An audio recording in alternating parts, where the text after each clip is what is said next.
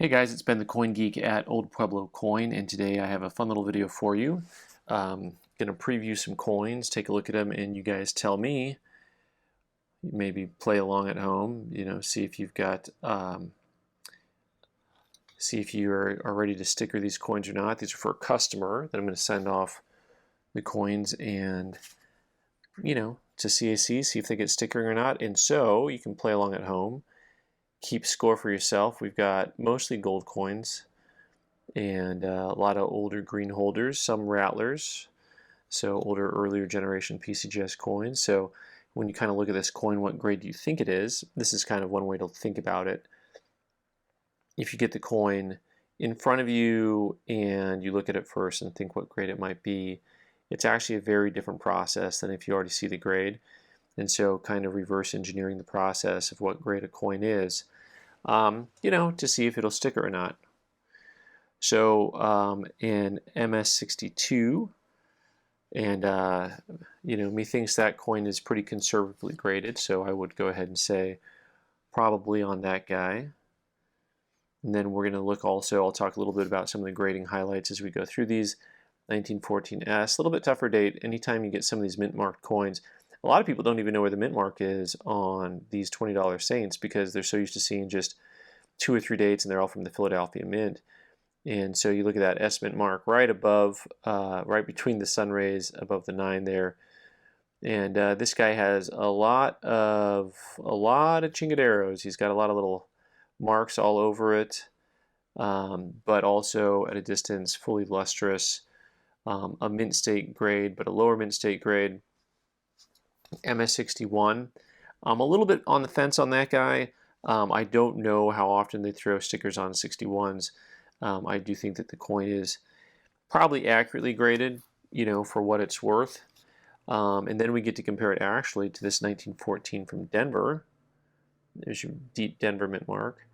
Very different look, very different luster and finish to this coin than the previous one. And I think it has actually a lot fewer contact marks overall than the previous coin did. And it's got, that's right on the case there, I think. Yeah, that's on the case. So that piece of stuff needs to come off. Looks like it was one time rubber banded. By the way, if you leave rubber bands, you can see that was probably a strip all the way across. We'll try to get that off safely. If you leave rubber bands on there, then that's what happens. Now what I'm trying to determine on this coin, there's something interesting just happened. This coin I was ready to say is nicer than the previous one for the same grade. But also I'm noticing some what looks like hairlines down here. And that I've got to look closer and see if that's in the plastic. Now that looks like it's in the plastic, and this is a little bit harder for me to tell sometimes. That is strained plastic because it's over here too. All right, because what'll happen sometimes, you can get an MS61 grade on a coin because it has some hairlines, even though the rest of the coin looks pretty nice. So that one's kind of hard to tell looking through the plastic. There's one non-gold coin in here, and it's a kind of a doozy. And you can think about what grade you'd put on this bad boy. 1877 proof Indian cent. Once again, they're very, very tough. Grading generally on proof coins is pretty tough. And this coin is graded a proof 64 red brown. Really a lot of red still in that coin. And you figure it was graded, a quarter century ago, and it still had the red brown on it. And it's held up really well. It has not shifted really to brown at all. And a pretty nice looking piece there. The hard thing about, going through things and trying to understand whether to sticker or not to sticker, because they've got their own eye, that's trained to different things and their own decision-making process. It's all designed so that when a coin comes back with a sticker on it, you know that it's a coin that has a good look to it overall for the grade. But also, there's certain things that you might like or I might like that they might not like, and vice versa. So MS61 on this 1904, I think generally speaking, unless you've got like some really distracting marks on this coin, if I was just looking at it, I would have called it a nicer grade than a 61. It just doesn't have a lot of heavy contacts to it on that piece. So So I'm thinking that one might be in my sticker pile. I didn't really make a pile yet.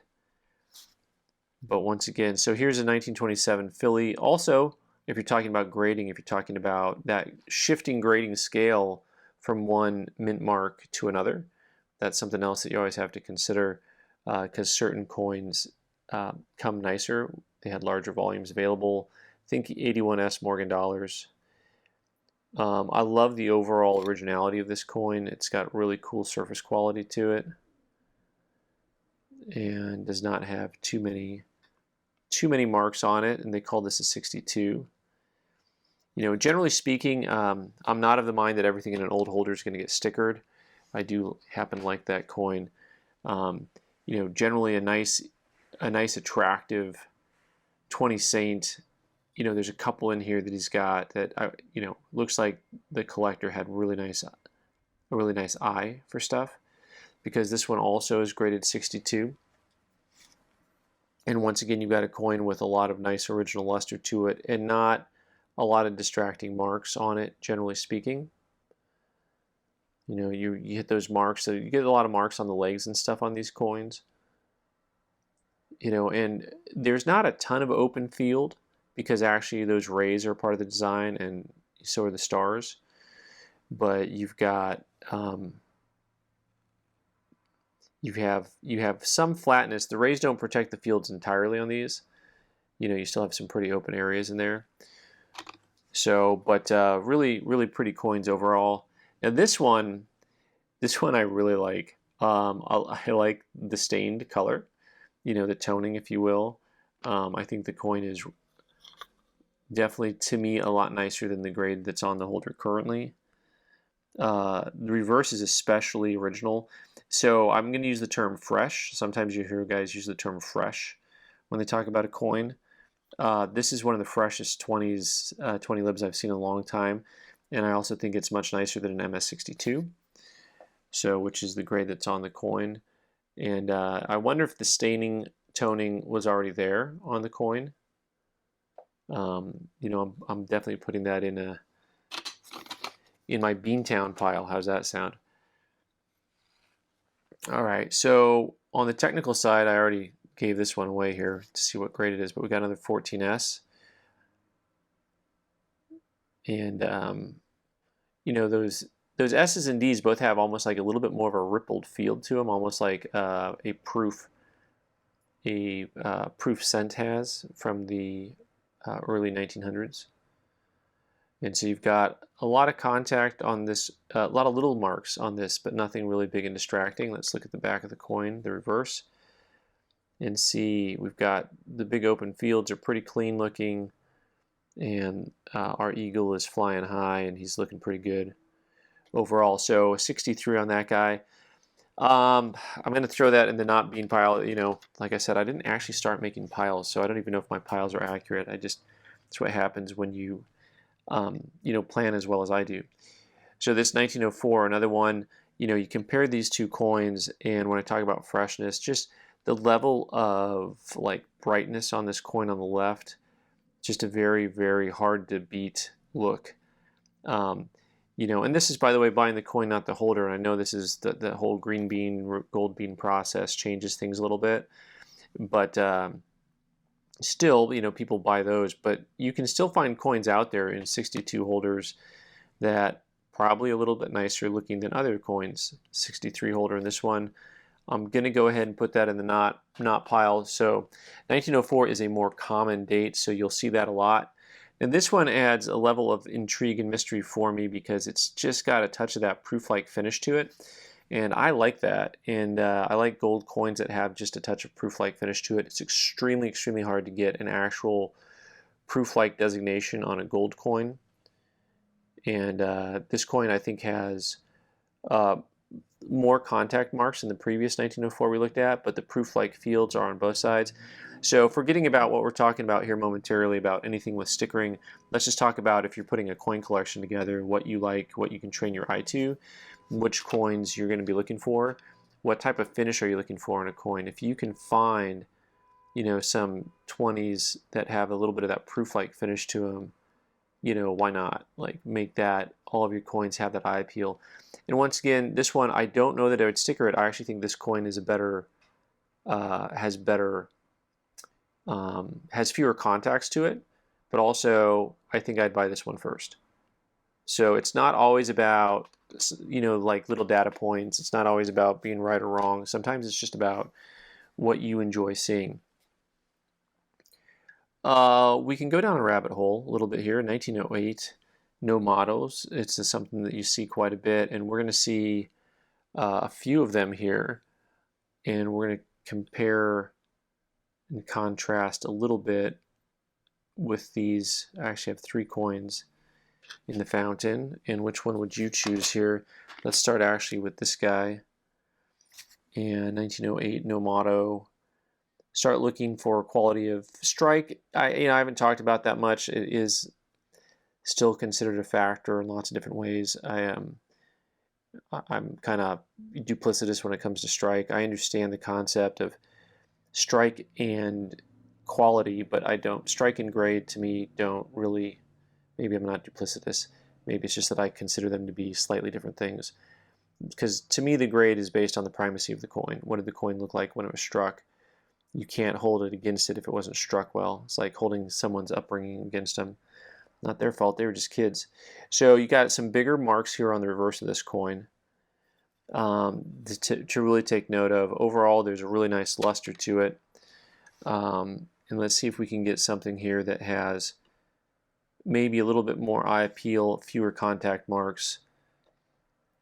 And what you consider contact marks is a whole nother conversation. But, sometimes you'll have little areas that have discoloration that aren't really like a dig or a hit. They're more, so like if I can compare points, as you move the coin, you start to see these little digs here. And from a distance, they're real small, by the way, because from a distance you can hardly even see them. But in the light, it shifts. So here they are, here, here, here, here. All of those are just little hits on the coin that are things that, you don't really notice until you turn the coin at certain angles. And so it's always good to kind of look at the details when it comes to grading. And that gets more and more critical the higher up the grade scale you go. You've got a pretty nice coin here and here. Let's get that last one in to see just how satiny and smooth the field can go. That's called leading the jury. But like on this coin, you'll see some of those, I almost call them like snail trails, these marks here on the left that where the coin kind of darkens, but aren't necessarily the same, into the metal contact marks that we saw on the other coin. So from this angle, of course, it washes it out all the way. But if we get like this, you start seeing like some of these darker marks that were over, in this area here. But, those aren't actually real contact marks. They're just kind of, I don't even know what to call them, because I wouldn't call them a break in the luster. I need a new term for that. That one's a full toe. You don't really know necessarily. Someone give me some terminology for those marks that are neither, contact marks nor breaks in the luster. And probably snail trail is not the best term. That one was a 5, that one was a 4, and that one was a 3. Generally speaking, there's a really slim line between these 3 coins as far as overall grade goes. And yet, I do think that they are in the correct order of things as far as, which coin I would choose over the other if I was putting some coins together. Once again, I don't actually have piles going on here, folks, so you make the call. And now we get into the coins that are almost impossible to grade. No, I'll save those for last. We got some 5 Indians coming up, which are just too much fun. All right, speaking of too much fun, so imagine I just think of Scrooge McDuck. I just thought of Scrooge McDuck when I looked at this coin, because it's like I'm thinking of just stacks of original $10 gold pieces, and Tiny Tim over there in the corner. But this coin has full luster, and yet it does have a lot of scuffiness is the term I'll use. So in this situation where you have all of that color change from the brighter white colors to this darker yellow, that's all like scuffiness from stacking coins against each other. And MS60, this is a fun grade. I know guys who just collect MS60 graded coins, it's kind of a challenge to do.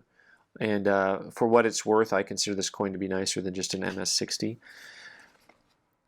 Let's grab a couple of really fun 10 Indians, and then we're going to get to some 5 Indians. Sometimes you guys ask about coins to purchase. I tell people generally not to cross your bullion coins with your collector coins. Just, do one over here and one over there. But, if we're going to use the I word in invest, is that I word, generally speaking, I like 10 Indians and 5 Indians still. Let's see if that plastic is underneath there. Look at that. It looks like there's a piece of plastic above the surface of the coin underneath. That's probably a little piece of the case that broke off. You see these little nubs that hold things together, and these holders that are called rattlers, just these little pieces of plastic. I bet you that's one of them that broke off. So this coin is graded MS61.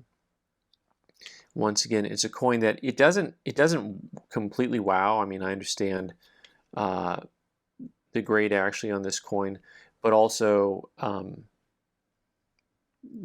still think it could be. But you got some heavier contacts on the cheek right there that if you get at different angles, and that's kind of the two money spots on a lot of coins. This is similar to a Morgan dollar actually in grading, where you've got that huge open field, and then you've got the cheek. And those are really important. Also, possibly, I'm looking at this tight angle here, and it looks like there's possibly some PVC on the coin. Once again, that stuff sneaks up on you, because if you go straight into the light, you're blinded by the light. But then you've got to get it at that like 45 or that sharper degree angle to be able to pick up on that stuff sometimes, which can be kind of tricky to do, and or you can be just too lazy like me, and then you don't do it the right way. So overall, cool coin. Cool coin number 2 here, 1950. Now just look at the difference in brightness. Once again, both nice lustrous coins, but I really prefer the brightness of the coin on the right. And so everyone kind of has a different thing that their eye is drawn towards. And some of you just want white coins, some just want toning, but I'm always been attracted to coins that are bright and lustrous.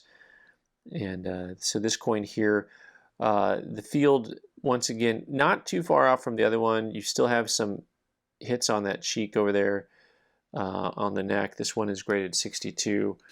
But once again, I mean, to be honest with you, with just how sharp that coin looks, I would never have been surprised if this coin were in a 63 holder. If someone put that coin in a 63 holder, I wouldn't argue with you. Okay, now this is where we get to have some fun, because I don't get these guys in every day in nice grade. And you want to talk about a challenge, try putting together 5 Indians, try getting them in high grade, and try getting them to be really bright and attractive. And that's like if there's a taskmaster tasking you on this, collecting these guys, that's the ask here. It's a big ask, but you can start to see on this, that luster and how it glitters on these guys. So let me get a good angle so you can see. I really call it like a glittery look, the way that the luster is on 2.5 Indians and 5 Indians. It actually looks like glitter, and that field's the high point on the coin. And so you really have to have complete luster to get an uncirculated coin. Here's that real faint Denver mint there at the end of the fascies, right about 7 o'clock on the coin. Some of those are almost completely obliterated. And this coin itself, really nice looking coin, MS63. I'm going to compare that now with this, that was an 08D. Here's an 09D. For those of you who don't know, the 09 O is like super rare, and sometimes it'll be altered from an 09D, where they take the D and they'll reshape it. Now this coin, between the two, I prefer the reverse of this coin a little bit. It has, although it has a little touch of toning over the darkness, a little dark toning over that luster. I just like the luster better on this coin. And this coin to me is really interesting because, this one is an AU58, and I'll be really intrigued to see what they do with this coin. I don't know that they will gold bean it. It has, man, I do like this coin. I like that coin a lot, actually. But let me compare this with one more Indian, and show you the difference between like kind of a bright luster on an Indian. This is harder to come by. And a lot of times when you see something that's too bright, it's probably been, cleaned. This one actually has a pretty nice look to it overall. But these two coins are both the same grade. And, to find a coin with this level of brightness is pretty tough to do, relatively speaking, in the 5 and 2.5 Indian series. And this is kind of what you want to see when you're looking for a 5 Indian. Like, so to me, this is a coin that I'd be very happy to see a bean on. I think absolutely it deserves one. I didn't really say that about most of the other coins because, like I said before, it's really we all have our own opinions about some of these things, but there's certain things that I just see and I say, okay, I got to have that bean on that coin. Like that coin I'd pick out in a heartbeat over this one in the same grade. So anyways, well, these are going to go off to the East Coast and come back, and we'll have a separate video for you that day. All right, guys, thanks so much for watching with me today. I'm Ben the Coin Geek. You can subscribe by clicking on the owl button in the corner and watch more videos on the right side of the screen. Thanks.